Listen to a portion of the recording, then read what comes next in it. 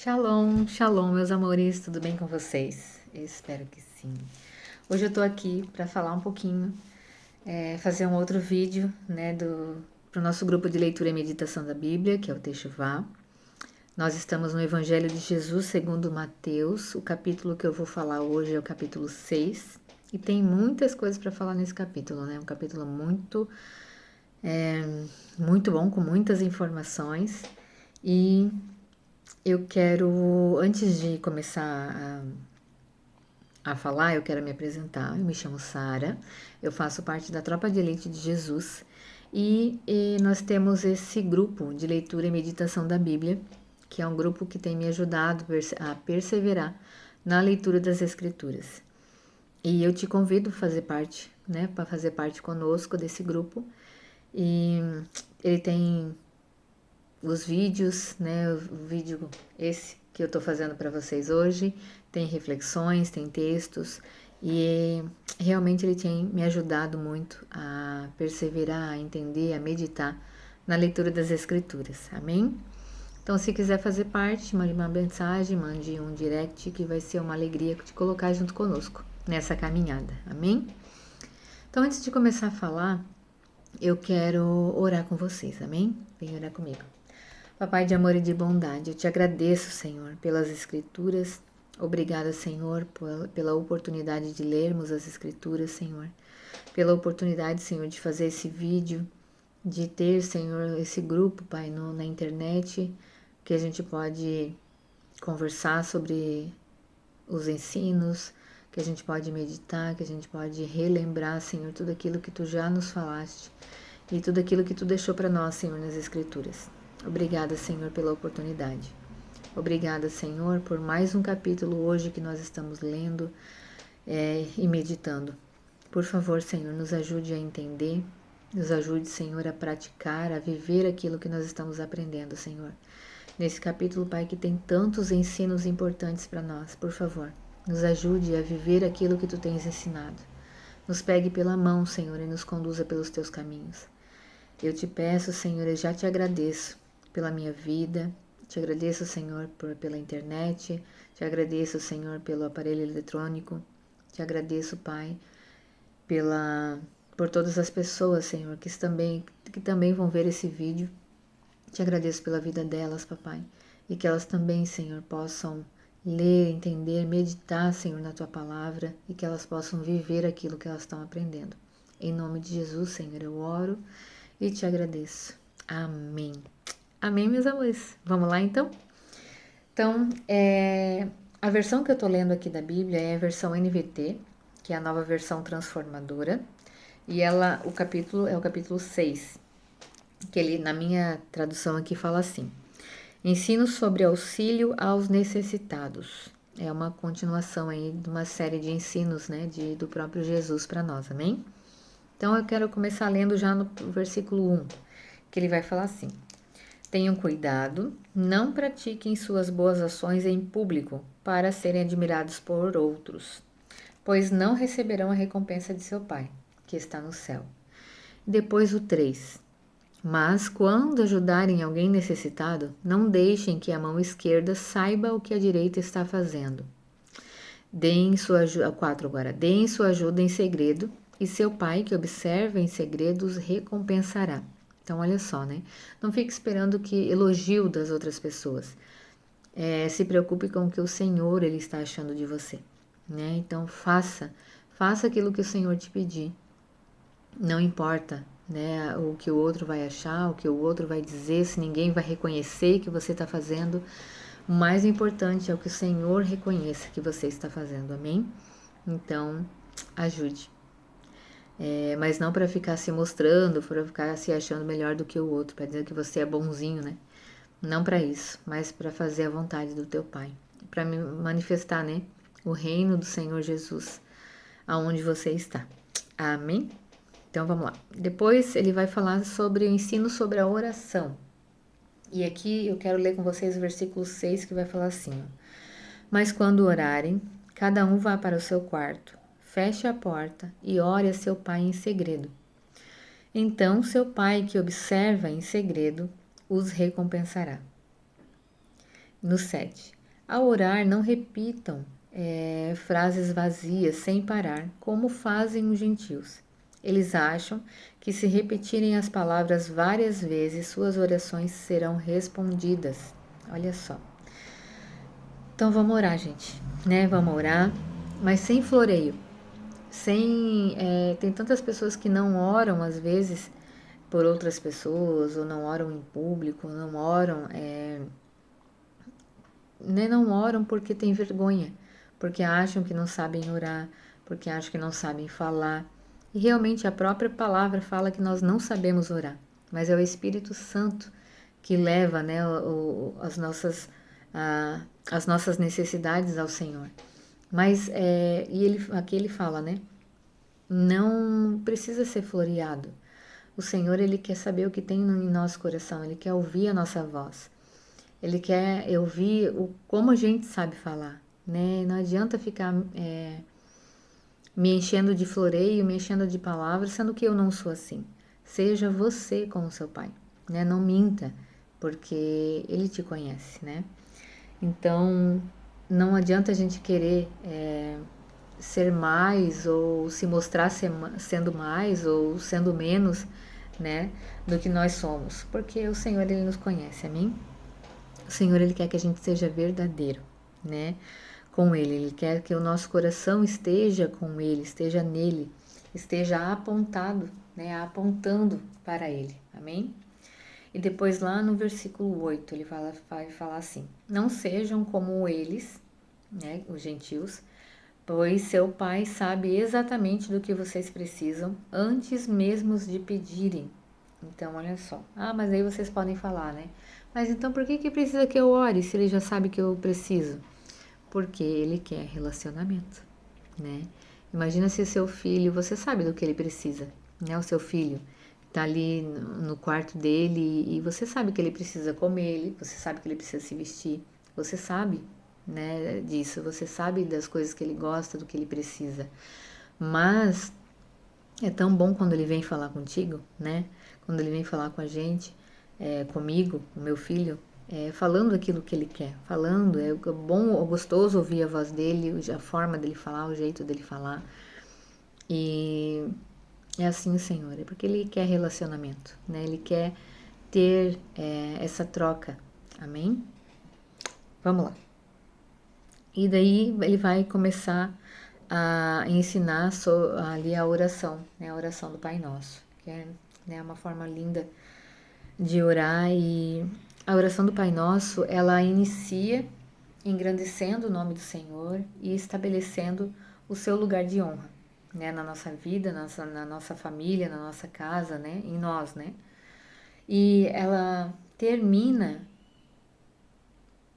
mostrando, né? Não é mostrando a palavra que eu quero usar, mas ela termina reconhecendo a soberania do Senhor, né? Que dele é o reino, o poder e a glória para sempre, né? Ela termina dessa forma, que olha que ela inicia falando que ele é Senhor, falando que engrandecendo ao Senhor, que ele é o nosso Pai, e ela termina reconhecendo que o dele é todas as coisas, né? O poder e a glória para sempre.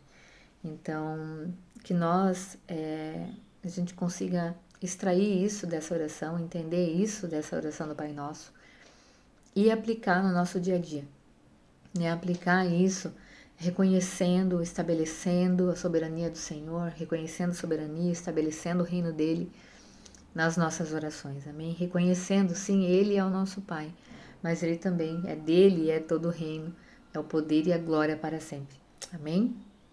Então vamos lá, vamos para frente. No 14, eu quero ler com vocês que vai falar assim, ó. Seu Pai Celestial os perdoará se perdoarem aqueles que pecam contra vocês. No 15, mas se vocês se recusarem a perdoar os outros, seu Pai não perdoará seus pecados. Esse versículo que ele fique piscando como um luminoso no nosso consciente, para que a gente, quando a gente quiser reter um perdão, a gente se lembre disso. Que se eu não perdoar, eu não vou ser perdoada. Meu Deus, isso é tão forte, né? E parece que as pessoas passam batido nesse versículo, esquecem que ele existe, mas isso isso é um ensino do próprio Jesus, é do próprio Deus esse ensino. Foi ele que estabeleceu isso, ele não deu uma condição. Ele estabeleceu e disse: se vocês não perdoarem aqueles que os, né, que os ofendem, o seu pai não perdoará seus pecados. Então, olha só que forte isso, né? Que a gente realmente lembre disso quando a nossa justiça estiver querendo, né, berrar aí e querer realmente reter o perdão para aquela pessoa, que a gente lembre desse versículo. Amém? Em nome de Jesus, Senhor, me ajuda a lembrar desse versículo, fixa ele no meu consciente e de todos os meus irmãos, Senhor, que eles, né, que estão assistindo esse vídeo, que estão buscando a Tua presença, que estão buscando a proximidade contigo. Ajuda-nos, Senhor, a lembrar disso e ajuda-nos, Senhor, nessa dificuldade. Amém? Então vamos lá. Daí vai falar sobre o ensino sobre o jejum. E ali o ensino sobre o jejum, no 17, ele fala assim: mas quando jejuarem, penteiem o cabelo e lavem o rosto. Então isso aqui já mostra muito, né? Como ele ensinou antes, para que a gente não seja, né, cheio de floreio, que a gente queira se aparecer, mas que realmente a gente faça aquilo ali com o intuito de se aproximar do Senhor. Ninguém precisa ficar sabendo que eu faço jejum ou que eu estou fazendo jejum, porque é algo que eu quero com o meu Pai, né? Eu quero uma resposta, eu quero me aproximar dele, eu quero matar minha carne, eu quero, né? Tem tantos motivos para fazer o jejum, mas que a gente faça sem se aparecer para o outro, mas que a gente realmente esteja com o coração apontado para o Senhor, né? Apontando para o Senhor, amém? Eu até fiz uma anotação aqui na minha Bíblia que eu acho que eu vou ler para vocês. Aqui. O Senhor, Ele quer que nós sejamos verdadeiros com Ele, né? Então, se o meu coração está aí querendo se aparecer para o homem, para o próximo, né? Para o outro, ele já não está. Meu coração já não está sendo verdadeiro com o Senhor. Já é algo que eu preciso jejuar também, mas já é algo que eu preciso ser tratada, ser ministrada, né? Que eu não faça mais, amém? Em nome de Jesus, né? Então vamos lá. Para frente ele vai falar ensino sobre dinheiro e bens. E ali no 20 ele vai falar assim: ajuntem seus tesouros no céu, onde traças e ferrugem não destroem, e onde ladrões não arrombam nem furtam. E onde seu tesouro estiver, ali também estará o seu coração. Então olha só, aonde que está o nosso coração, né? Isso realmente é muito, muito importante a gente pensar sobre isso. E que se o nosso coração ele está apontando, né, se a minha preocupação, né, está apontando para algo, isso é algo que eu preciso conversar com o Senhor, né, e pedir ajuda a Ele, porque o meu coração, né, esse versículo é muito certo, porque onde meu tesouro estiver, ali também vai estar meu coração. Se o meu tesouro está nas coisas desse mundo, meu coração está voltado para as coisas desse mundo, né? Então, que a gente não fique tão apegado, né, às coisas desse mundo, as coisas materiais são onde a traça e a ferrugem destrói, mas que a gente esteja preocupado com as coisas do reino, né? Vamos lá. No 22 ele fala assim, ó: seus olhos são como uma lâmpada que ilumina todo o corpo. Quando os olhos são bons, todo o corpo se enche de luz. Mas, quando os olhos são maus, o corpo se enche de escuridão. E se a luz que há em vocês é, na verdade, escuridão, como é profunda essa escuridão? Gente, que ensino extraordinário esse aqui. Como também nos chama a atenção para que a gente tome cuidado com aquilo que nós estamos vendo, tome cuidado com aquilo que nós estamos perdendo nosso tempo, sendo, né, ministrados. A gente precisa cuidar, né? A gente precisa, porque os nossos olhos são uma lâmpada realmente que ilumina todo o nosso corpo, né? Uma consequência dos nossos, né, do que a gente está vendo. Então, né, e sendo assim, quando os nossos olhos são bons, todo o nosso corpo se enche de luz. Então, se nós estamos vendo as coisas que o Senhor quer que a gente veja, o nosso corpo todo ele se enche de luz, se enche dele mesmo, né? Do Senhor, né? Mas quando os nossos olhos são maus, tudo que a gente vê é mal, né? A gente realmente meditando um pouquinho mais, pensando um pouquinho mais sobre isso, em tudo que eu vejo, né? Se eu, consequentemente, eu já penso para o mal ou tenho um pessimismo, não só isso, mas tantas outras coisas, mas né, isso que está vindo na minha mente agora. Se eu já penso para o mal, talvez o meu olho, né, não esteja aí totalmente bom, né? Então eu preciso prestar atenção naquilo que eu estou vendo, prestar atenção naquilo que eu estou pensando, para que o meu corpo todo ele se encha de luz e não de trevas, né? Porque ele termina falando: e se a luz que há em vocês é na verdade escuridão, se a luz que eu acho que é em mim, na verdade é escuridão, olha quão profunda é essa escuridão, né? Porque eu tô achando aí que tô abafando, tô achando que sou santa, tô achando que sou cheia de Jesus, mas na verdade estou cheia de trevas, né? Então, meu Deus, isso é muito forte, que a gente realmente possa ler esse versículo, meditar e conversar com o Senhor, né? Para que a luz que há em nós não seja trevas, né? Que a gente não se engane, mas que seja realmente a luz do Senhor, né? Então, mais para frente ele vai falar sobre preocupação, ensino sobre preocupação. E eu quero ler com vocês o 31, que vai falar assim, ó: portanto, não se preocupem dizendo o que vamos comer, ou o que vamos beber, ou o que vamos vestir. Essas coisas ocupam o pensamento dos pagãos, mas seu Pai Celestial já sabe do que vocês precisam. Então, quando a gente se preocupa muito com as coisas, aquilo acaba sendo nosso tesouro e ali vai estar o nosso coração. Mas essas coisas também acabam ocupando a nossa mente, ocupando o nosso dia, ocupando, nos deixando ansiosos, nos deixando preocupados. E isso acaba nos afastando do Senhor. Porque ao invés de eu levar ao Senhor aquilo que está me preocupando, aquilo que está me deixando ansioso, eu fico tentando resolver. Eu fico tentando dar um jeito e acabo não levando isso ao Senhor. E o Senhor, ele quer exatamente ao contrário. Ele quer que eu leve para Ele, descanse nele. Então, né, que em nome de Jesus a gente consiga fazer isso. Amém? Porque no 33 ele fala lá, ó: busquem em primeiro lugar o reino de Deus e a sua justiça, e todas essas coisas lhes serão acrescentadas. Amém?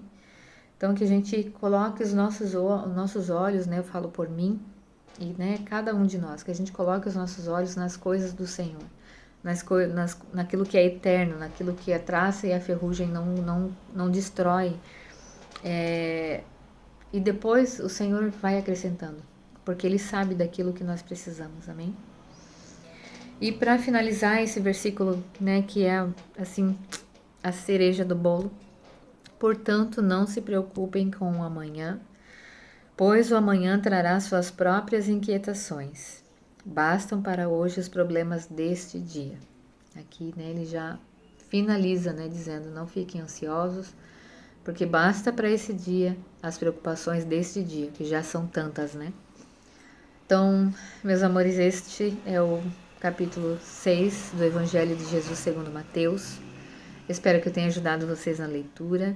É realmente uma leitura muito mais profunda, muito boa, que a gente possa ler, né, durante essa semana, meditar, conversar com o Senhor, pedir ajuda a Ele, né? Eu identifiquei vários pontos aqui que eu preciso da ajuda dEle, e eu tenho certeza que vocês também vão identificar, ou já identificaram. Então, que a gente possa descansar no Senhor, né? Crer que Ele sim está junto conosco, cuidando, e Ele se preocupa sim, né, conosco. Amém? Meus amores, um beijo grande. Espero ter ajudado vocês na leitura e até a próxima. Tchau!